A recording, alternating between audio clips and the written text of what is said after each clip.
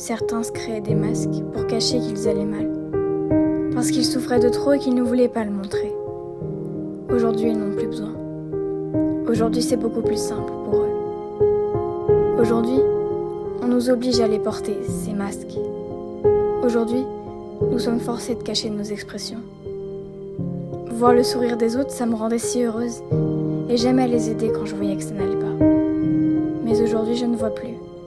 Je ne connais plus leurs expressions. Je ne sais plus s'ils sont heureux, tristes ou en colère. Je ne distingue plus leurs émotions. Et plus ça va, et plus j'oublie. J'oublie ce qu'est un sourire.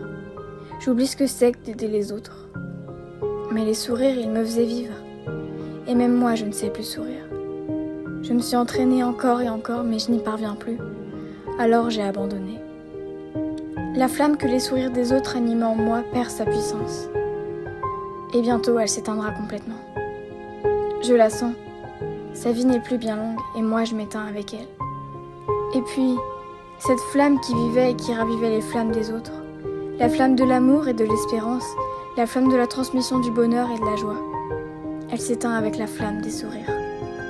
Pourtant, cette flamme-là, elle me faisait vivre. Et je sais qu'elle en faisait vivre d'autres.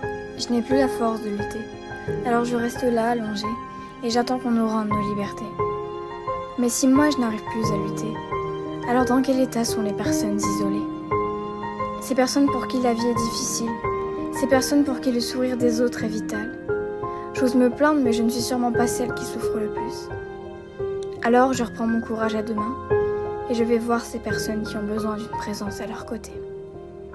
Je vais les voir et malgré ce masque que je n'ai pas le droit d'enlever, je leur souris, comme j'ai appris à le faire il y a si longtemps.